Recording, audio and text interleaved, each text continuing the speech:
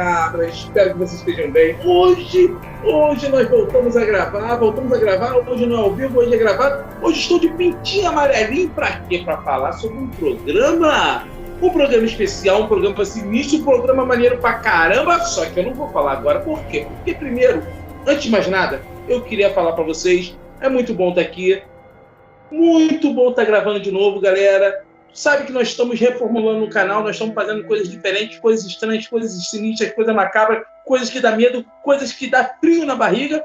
E aguardem novidades, talvez sim, talvez não. Será que sim? Isso aí. Então vamos lá, quem está hoje aqui para falar com a gente? Ela que chega a ser quase tão doida quanto eu. Ela que hoje em dia ela está virando uma influencer digital no mundo do cinema, sim. Ela que vai ser a nova Silvio Santos de saia. Karen, a louca dos filmes, dá um oi pra galera, Karen. E aí, people do Macabro? Ai, que saudade de gravar pra vocês. Gente, quem dera ser Cici de saia. Acho chique, porque eu adoro Cici. Mas, pra quem segue o Macabro e me segue no Instagram, tá sabendo das novidades, então olha lá depois. Vamos focar agora nesse momento do nosso programa legal pra caramba, que vai ser nostálgico e super bacaninha. Isso aí, galera. E ele que é aquela lenda do nosso folclore, ele que veio com aquela seducência de gerações e gerações atrás, ele que a mãe dele fala que a família não é lá do Amazonas, mas a gente sabe que sim. Ele que na adolescência, que é meu amigo de adolescência, ele era mais seducente que pirulito na boca de criança. Ele, o famoso filho do Boto, Anderson. Dá um oi pra galera, Anderson. Fala, família Macabra. Depois desse monte de fake news, estamos aqui mais uma vez gravando com vocês, depois de 428 programas ao vivo, porque quem não sabe tem o Instagram, segue a gente lá. E estamos aí, vamos fazer um programa bem nostálgico com casos sinistros. Isso aí. E para vocês que não conhecem, vocês que são da geração fraldinha, vocês que são da nova geração mimimi, a geração que não conhece nada, nós vamos falar sobre um programa na TV brasileira que esse programa dava cagaço, meu irmão. Não tem pra freira, não tem pra invocação do mal, não tem pra maligno, essas bosta nenhuma não, parceiro. Esse aqui é o programa que, para ver o programa, tinha que ser macho, tu tinha que ser corajoso, tinha que ter coragem, porque nós vamos falar sobre o famoso Linha Direta. Sim, Linha Direta, cara. E para quem não sabe o que era o Linha Direta, Anderson, da introdução, introduza neles o que era o Linha Direta. Esse programa, cara, foi um programa muito famoso da Rede Globo. Linha Direta, ele aconteceu ali, passava as noites de quinta-feira e passou entre o período de 1999 e 2007, quer dizer, durou aí 8 anos, né, praticamente. E o programa, ele dedicava ali os temas a apresentar crimes que aconteceram pelo Brasil, né? E na premissa ali principal, normalmente, na maioria dos casos, os autores desses crimes hediondos e sinistros estavam foragidos da justiça, né? Então a intenção ali era você mostrar o caso, contar a história, mostrar o cara e a gente ligava, que naquela época não tinha Zap, né, Pedro? Não tinha o Zap. Ali tinha que pegar o ling-ling lá e não tinha internet, não tinha, a internet estava começando, estava galgando ali, mas não era como a internet agora, rede social, essas coisas todas. Então esse programa ajudava a pegar foragidos da justiça. Em resumo é isso. Inicialmente ele era apresentado pelo nosso queridíssimo e já falecido Marcelo Rezende, que pegou ali do período de 99 até mais ou menos 2001, né? E o jornalista, esse jornalista, ele acabou saindo da Globo, né? Por volta de 2002, mais ou menos, ele foi para outra emissora para fazer um outro programa. E a partir dali, né, o Linha Direta ganhou um novo apresentador, que é o Domingos Meirelles, que provavelmente é o mais famoso que o Marcelo Rezende, porque ele ficou mais tempo ali à frente do programa, né? E o último programa do Linha Direta, ele foi exibido por volta de dezembro, ali, início de dezembro de 2007, tá? Mas tem uma curiosidade.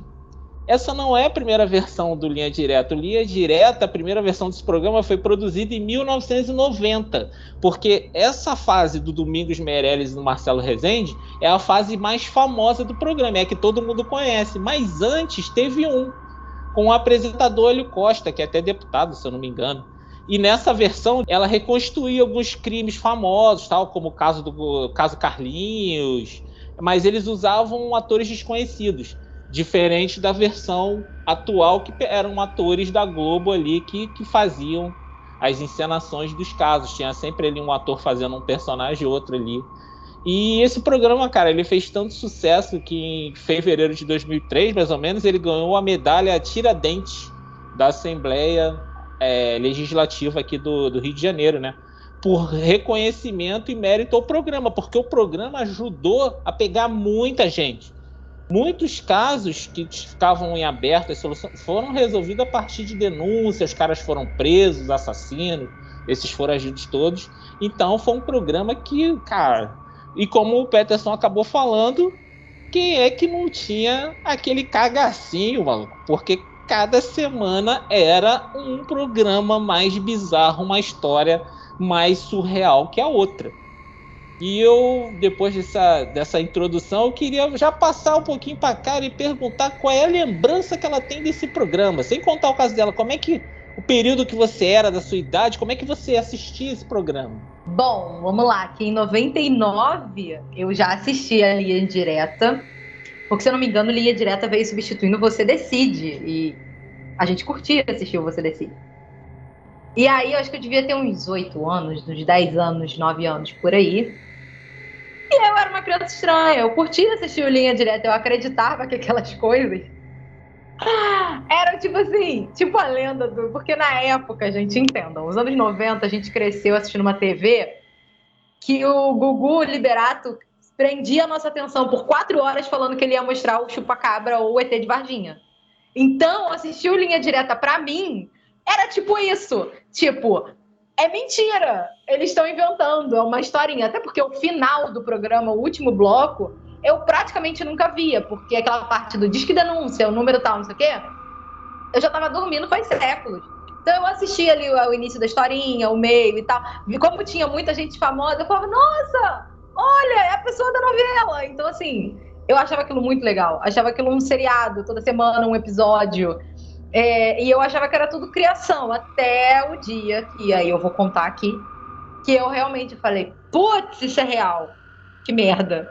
Mas, no geral, eu achava que era lúdico, igual o Gugu falando que ia mostrar o ET de Varginha. Eu era doido pra ter um telefone em casa só pra ligar pro Linha Direta. Nem que eu nunca tivesse visto nenhum daquele criminoso. Eu só queria ligar pro Linha Direta. Ai, eu vi ele aqui. Eu era doido, cara. Ligar pro Linha Direta.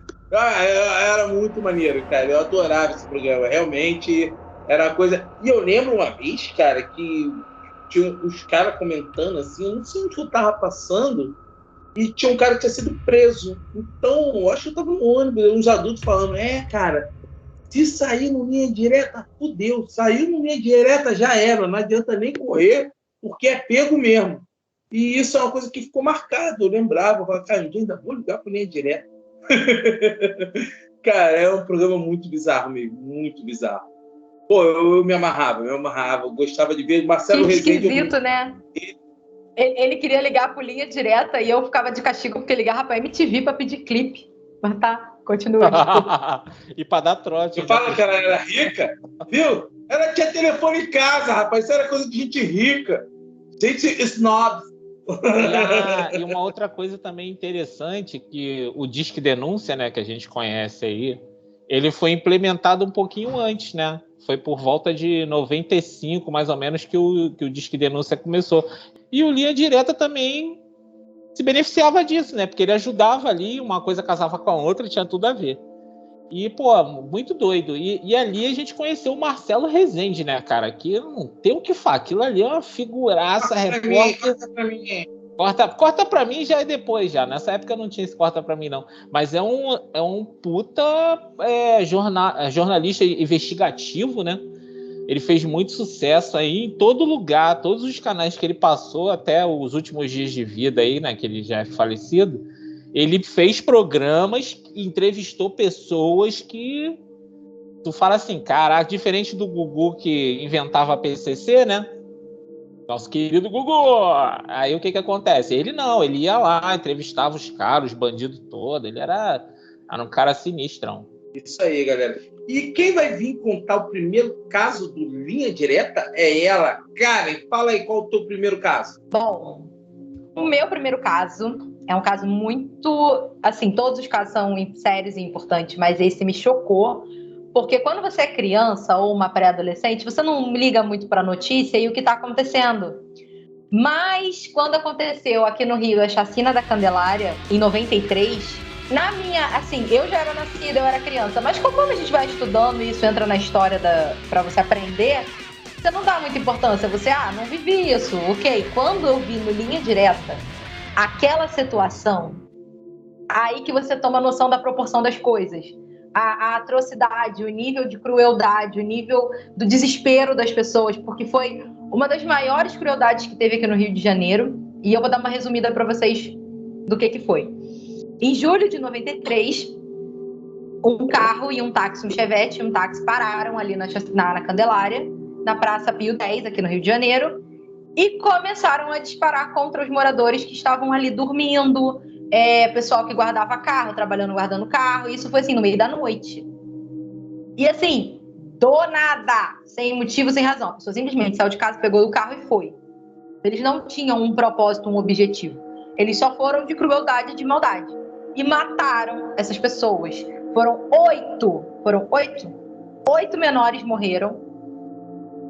E um guardador de carro que sobreviveu. Foi uma das vítimas mais famosas que a gente já teve, porque todo mundo queria a versão do cara, e o cara foi uma das mais famosas testemunhas. 2 policiais militares e um serralheiro foram presos injustamente por causa de toda essa situação, e só 3 anos depois, o real assassino confessou o crime, e aí ele foi preso, e os outros 3 foram absolvidos do crime. Mas olha só, você ser preso por uma atrocidade que você não fez, uma crueldade sem motivo. Então, assim, a situação da chacina da Candelária ficou muito conhecida, principalmente ali nos anos 90 e um pouquinho dos anos 2000. E quando eu me deparei com isso no Linha Direta, que isso passou no Linha Direta em 2006, quando eu me deparei com isso, eu falei, meu Deus, você ouve histórias de vizinho, de pai, de mãe, de conhecido, mas como é tudo muito boca a boca, você não tem uma noção. Você sabe que foi cruel, você sabe que teve morte. Mas quando você vê a situação na sua frente, mesmo que simulado, como ela no Linha Direta, você fica desesperado. Você vê a crueldade do ser humano. Então, esse me deixou bem impactada. Bem assim, putz, que merda, sabe? Tipo, cara, o que acontece é real. Essas coisas são reais. Isso aconteceu de verdade. Então, isso mexeu comigo um pouco. Então, esse foi um que me marcou bastante. E vocês? Vocês assistiram esse? Ele é até protagonizado pela Lúcia Veríssimo. Vocês conhecem a Lúcia Veríssimo, porque vocês já têm idade. Esse caso aí, a história mais ou menos foi o seguinte. Era um grupo de trombadinhos, sabe, lá no centro da cidade. A Candelária fica no centro da cidade. E eles cometiam assaltos. Roubava bolsa, saia correndo. Então, dizem que eles assaltaram a mãe de um... Porque não foi só um assassino. Não foi só um assassino. Foram 2 carros, foi um grupinho que foi lá e matou. Então, assaltou, acho que a mãe de um desses. Aí, o que os caras fizeram? Juntou esses caras para se vingar. E, diga-se de passagem, eram só crianças. Então, os caras foram lá, as crianças dormiam. Aí, a Candelária é uma igreja, no centro da cidade. Eles pegaram lá, botaram elas num canto e foram só tiro na cabeça, matando as crianças que estavam lá. Cara, esse é um caso conhecidíssimo, tanto que as mães da Candelária, e a mãe dessas crianças fazem protesto lá até hoje, sabe? Várias e várias coisas que aconteceram, e essa é uma das chacinas mais conhecidas no Rio de Janeiro. Quando você me fala da Candelária, me veio logo a de Acari também, que foi mais ou menos no mesmo estilo. Os caras invadiram, mas em vez de pegar os bandidos, mataram só trabalhador. também foi muito conhecido na época, sabe? Foi uma próxima a outra, e realmente é uma parada que é muito, muito bizarro, cara. Essa aí, porque essa aí teve mais coisa porque foram crianças. E é uma covardia sem fim, realmente. Essa é muito, muito estranha. E Anderson, 93 Candelária, o que você tem a dizer sobre isso? Cara, esse caso aí realmente teve uma repercussão, eu acho que até fora do país também, né? Porque foi um crime, assim, independente do que os garotos faziam, foi extremamente cruel, mano. Os caras chegaram lá e fizeram esse auê todo aí. E tem um desdobramento mais sinistro ainda nesse caso. O sobrevivente lá, né, do Sandro Barbosa, que gerou o caso do ônibus 174, né? Ele é um sobrevivente dessa chacina, sequestrou o ônibus, o 174, tem até aquele documentário do José Padilha, e depois veio um filme chamado Última Parada 174, do diretor brasileiro também, Bruno Barreto, que narra a história do Sandro Barbosa do Nascimento, que é esse sobrevivente que num dia lá protagonizou um sequestro desse ônibus e parou, tipo assim, parou. A televisão só mostrava isso também. É um caso muito doido, porque na hora, claro, ninguém sabia que ele é um sobrevivente dessa parada. Mas quando você vê esse desdobramento, né, que um sobrevivente virou um algoz, uma outra situação que também foi extremamente televisionado. E fazendo um outro parênteses, esse caso de Acari também, que você falou, também virou um programa do Linha Direta. Ele foi um programa também na época. Porque isso também teve uma repercussão gigantesca. Foi só trabalhadores. Porque foi só eles foram lá só para tocar o terror mesmo. Tipo assim, eles não estavam lá querendo saber quem era e quem não era do movimento. Eles simplesmente foram lá e fizeram o que fizeram. Mas na época é isso que eu tenho a falar. Ele teve muita repercussão, saiu tudo quanto é lugar. Jornal toda hora, de tarde, de hora do almoço, falando desse caso, porque realmente foi chocante. E esse do 174 também, diga-se de passagem, que foi outra cagada, porque o cara, o policial foi completamente afoito, ele matou o cara que estava raptando e a coitada da refém. Ele chegou dando uma rajada de metralhadora, cara. Ele na ação que ele saiu quando o Sandro sai com a menina, o policial do BOP que estava escondido com uma arma, uma submetralhadora menor, ele estava intocado. Ele foi para dar o tiro na cabeça. Só que na hora que ele avançou, o Sandro, no reflexo, ele se vira. Não sei se vocês já viram o documentário. Ele meio que se vira porque ele percebe. Quando ele se vira, ele sai da mira do cara. E o cara erra o tiro, acerta a menina e vira, se engalfinha, e aquela situação toda, e ela toma disparos do próprio Sandro e dá aquele auê todo. Mas ele morreu na viatura. Não, ele morreu na viatura. Ele morreu mataram ele na viatura. A parada vai e desenrola mais merda. E é sinistro, é um caso muito sinistro. Muito sinistro mesmo, cara. É isso aí, cara. É um caso bizarríssimo mesmo. Esse aí é pauleira, né? Como dizem, o Rio não é para amadores. E eu agora, já que eu já estou com a palavra, eu vou falar de um caso que eu achei muito, muito bizarro. É um caso que veio no Linha Direta no dia 16 de 3 de 2000, sobre o maníaco conhecido como o Vampiro de Monte Santo. Quem foi o Vampiro de Monte Santo? Foi um cara com o nome de Benedito, que na década de 60 ele matou 16 pessoas e bebia o sangue das suas vítimas. Por isso ele ficou conhecido como o vampiro. Então, em 1969, ele foi preso, encaminhado para o manicômio judiciário Franco da Rocha, em São Paulo, e ele foi considerado imputável, né? Porque ele era portador de encefalopatia. Ele tinha um problema mental realmente. E ele ficou lá até 1991, quando fugiu e está foragido até hoje. Esse cara foi um psicopata extremamente brutal. Ele matou em 7 estados diferentes, na época que ele foi preso, 16 pessoas, e a última vítima foi uma criança. Então ele matava e para beber o sangue. Beber o sangue, é exatamente isso. Um dos vampiros mais conhecido que ele, só o Vampiro de Niterói, que é o Marcelo da Costa, que também foi um programa do Linha Direta, e são os dois vampiros mais conhecidos, né? Os serial killers que se autodenominam vampiro.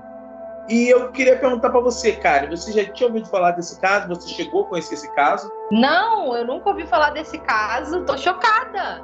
Gente, que absurdo! Não, e o pior, que esse doido fugiu.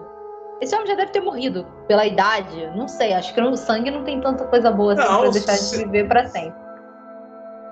69, gente. Vamos lá. 69, ele tá com 50 e poucos anos, 60 anos no máximo, 60, 70.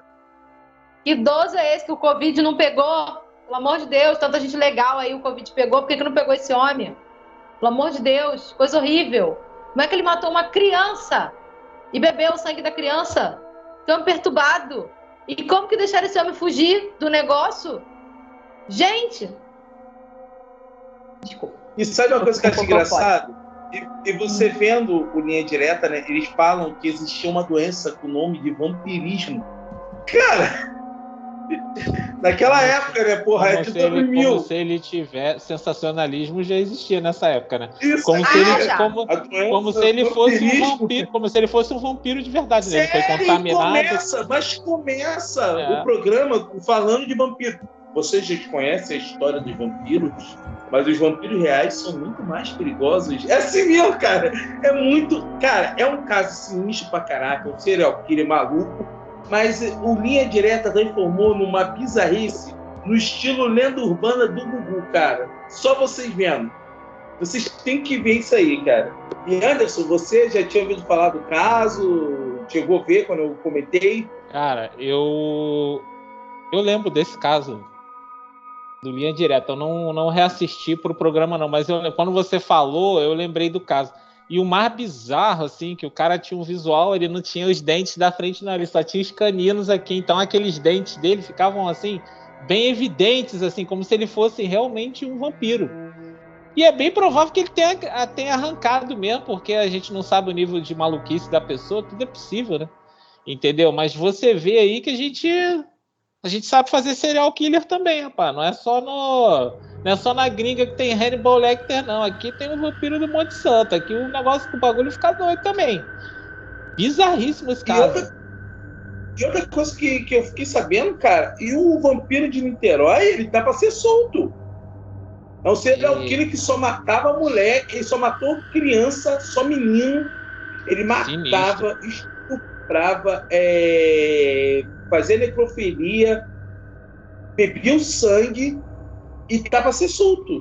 Esse aí tá pra ser solto. É o Marcelo Costa de Andrade. Esse aí é sinistro demais, cara. Esse aí é sinistro. E o outro tá foragido por aí, né? Se tiver vivo, deve estar matando, ninguém sabe, ninguém viu. Porque ele ficava andando de estado em estado, então é mais difícil de pegar ainda. Muito bizarro mesmo. E Anderson, qual é o caso que você traz pra gente do Linha Direta? Aproveitando aí que nós falamos aí dois casos, né? Eu falar o terceiro agora sinistro. Eu vou trazer um também que é bem sinistro, que posso dizer que muita gente sofreu enquanto ele estava na ativa, que é um programa do Linha Direta, que era uma vertente chamada Linha Direta Justiça, que era casos específicos assim, né, de crimes e tal, e que passou, se eu não me engano, em 2006. É o caso do João Acácio Pereira da Costa, que, para quem não sabe, é o bandido da luz vermelha. Esse cara é um personagem assim que quase uma lenda urbana, mas não, o cara existiu, o cara é sinistro. Ele foi um criminoso muito famoso, que nesse programa no Linha Direta foi interpretado excepcionalmente pelo ator André Gonçalves, que a galera deve conhecer aí, que é um ator bem, bem famoso. Eles são muito parecidos, é muito impressionante, eles são muito parecidos, ele lembra muito ele. E conta a história desse cara que era fascinado por filme de faroeste e coisa. Roberto Carlos, ele cortava aquele corte de cabelo igual da Jovem Guarda, que era meio Beatles, sabe? Ele era apaixonado pelo Roberto Carlos, ele queria ser um rockstar, ele tinha um deslumbre assim, muito doido de ser famoso. E como é que ele foi que ele descobriu que ele poderia ser famoso? Se tornando um bandido da luz vermelha, inspirado num cara americano que também era chamado de bandido da luz vermelha. Uma vez ele estava no barbeiro, cortando lá o cabelo, fazendo a barba, ele viu uma revista e viu essa matéria, falando desse cara, que era um cara que assaltava, e o cara usava lanterna vermelha, não sei o quê. Aí ele, inspirado nesse caso, ele começou a fazer as maluquices dele. Vou dar a fichazinha do ser humano. Foram 4 assassinatos, apesar de toda a maluquice, foram só 4 assassinatos, mas ele cometeu 77 assaltos. 77 assaltos, gente, é muita coisa. E, pasmem, mais de 100 estupros. A parada dele era roubar e estuprar. Como é que era o modus operandi desse cara? Lembra muito aquele serial killer, Peterson, que a gente fez um programa, aquele lá dos Estados Unidos. Richard Ramirez. Parece que eles se conheceram, meu irmão, porque o modus operandi, apesar do Richard Ramirez não ter o modus operandi, mas ele atacava do mesmo jeito as casas. Ele invadia as casas no período entre 4 da manhã e 6 da manhã. Por que ele usava esse período? Era o período que as pessoas estavam dormindo, é o período que você está no sono mais pesado.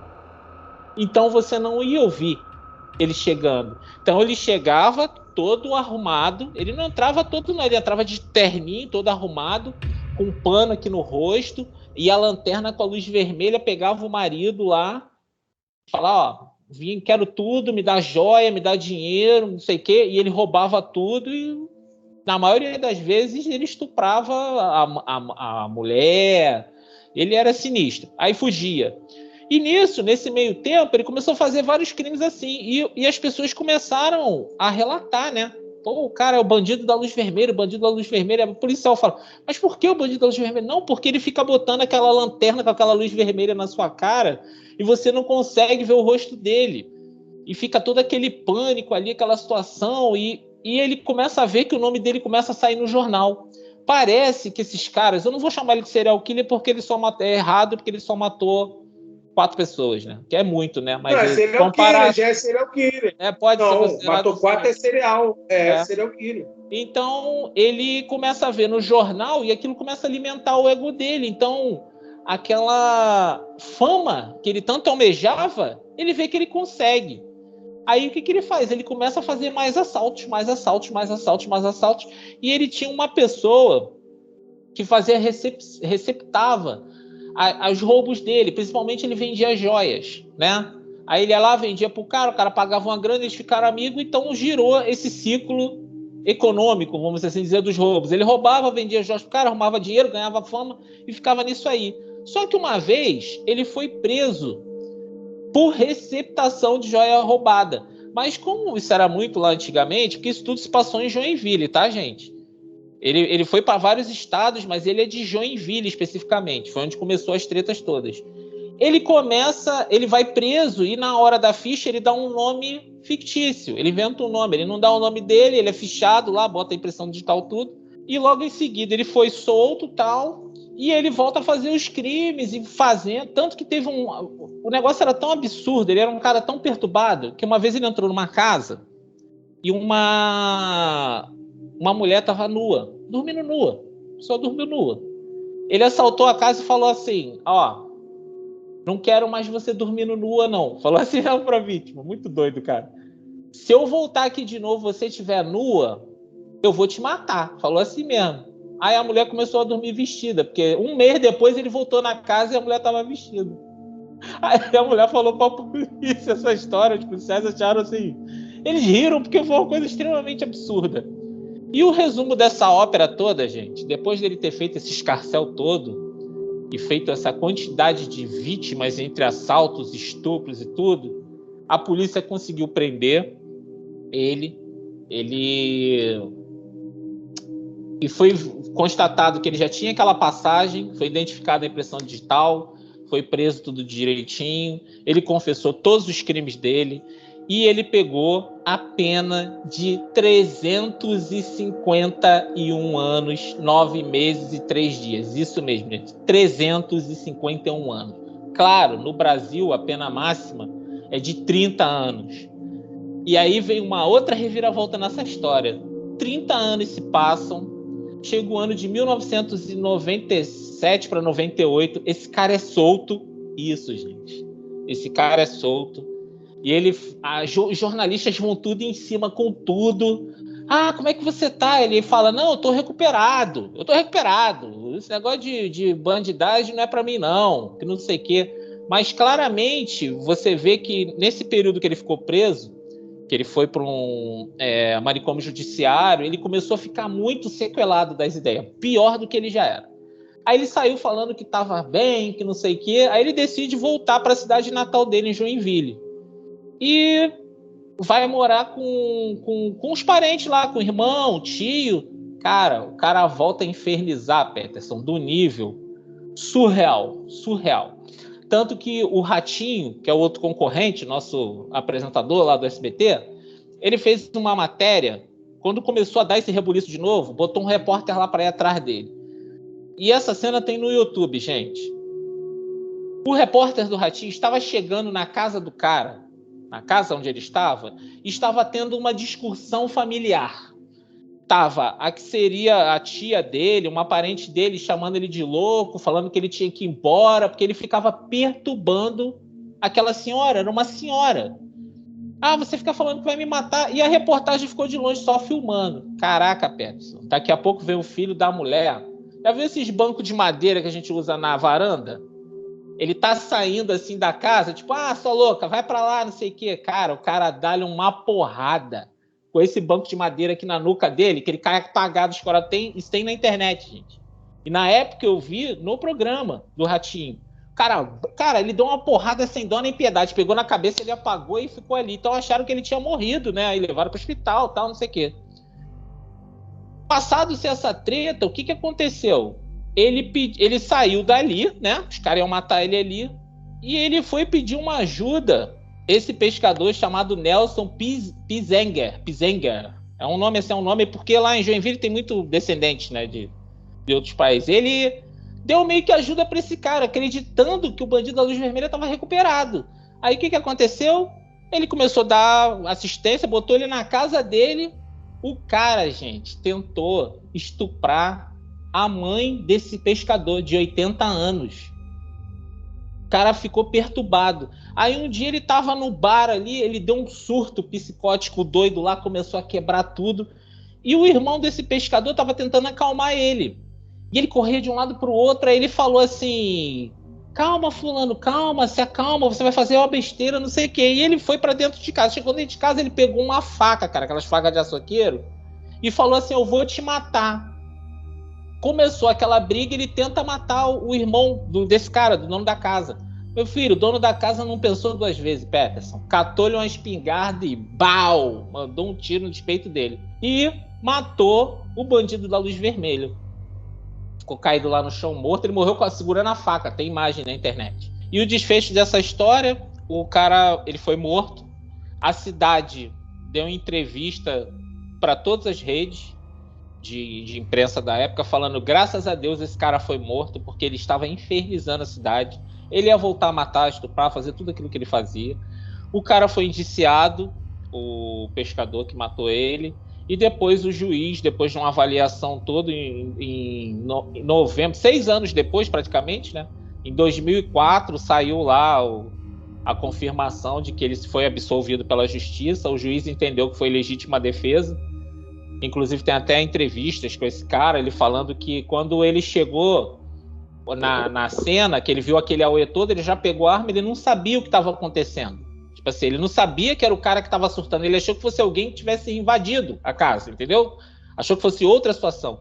E quando ele viu que o bandido da Luz Vermelha, tentou acertar algumas facadas no irmão dele, ele não pensou 2 vezes, ele largou o tiro em cima.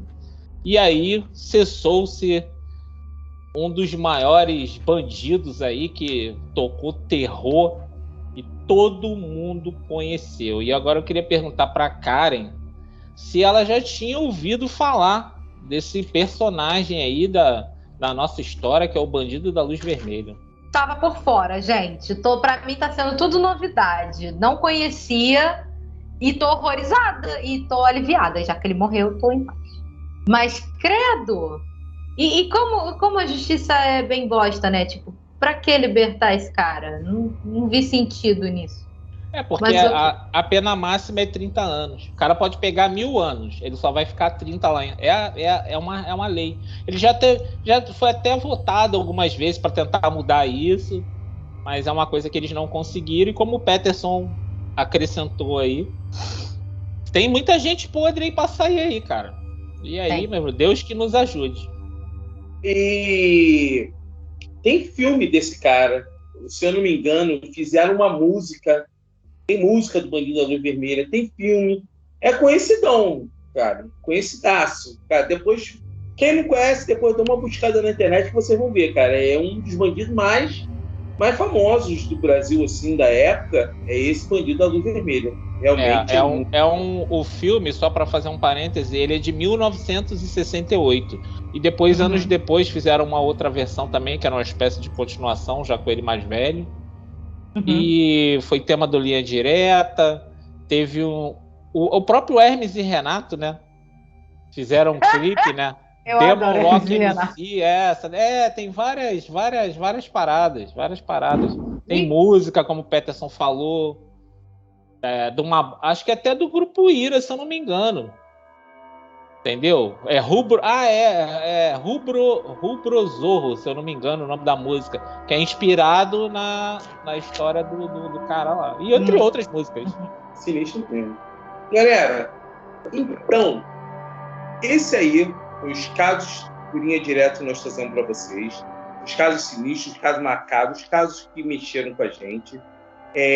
Esse programa foi feito para vocês que não conhecem muito, acham que serial killer, sinistro, é só fora daqui, só nos Estados Unidos, na Europa, não. A gente tem vários e vários casos. Esse é o parte 1. Isso aí, galera. Espero que vocês tenham gostado. Graças a Deus, essa maldita pandemia está no final, mas mesmo assim, quando você sair, não esquece de botar a máscarazinha, vai pegar condição, máscara, vai no shopping, máscara, fazer compras de Natal. Não vamos dar mole. Nossos parentes, nossos familiares dependem da gente. Segurança sempre. Quem não se vacinou, tomou segunda dose, irmão, bota o bracinho lá, toma segunda dose, terceira dose. A gente tem que acabar com essas coisas, entendeu? Muito obrigado. Espero que vocês tenham gostado. Esse é o MacabroCast. Não esquece de seguir nossas redes sociais. As redes sociais estão todas aqui. MacabroCast no Instagram. No Instagram tá até... Se você não sabe, o Instagram é onde nós botamos nossos clipes sobre filmes, nossas resenhas sobre filmes. Nós fazemos as nossas lives no Instagram. Então, segue a gente lá. Muito obrigado. Karen, se despede da galera, Karen! É isso, Pipo. Essa foi a parte 1. Se vocês quiserem parte 2 com outros casos bem bacanas, bem legais, vai lá no like, porque é grátis. Vocês não vão pagar nada. É só deixar o like aqui. E vai em todas as nossas páginas, porque temos a página do Macabro, cada um aqui tem a sua página, vai lá, segue a gente, porque a gente tá com conteúdo legal pra caramba, a gente tá produzindo coisa legal, tem as lives literárias do Peterson, tem as lives de game do Anderson, vai lá ver, gente, dá essa moral. E tem as minhas lives, o Papo de Louca toda quarta-feira, tem Mais Além, que é pra você saber mais além do que os atores estão fazendo, fora os personagens principais da vida deles. E tem Indica Baurugas, então não tem como vocês não seguirem a gente. Então segue a gente lá no Instagram, que vocês vão adorar. E segue o Macabro também, que vira e mexe, a gente solta trailer bacana de filme bom. E Anderson, se despede da galera, meu parceiro. Isso aí, galera. Completamos essa parte 1 e não tem mais nada para falar. Já falaram tudo e eu assino embaixo e até a próxima parte.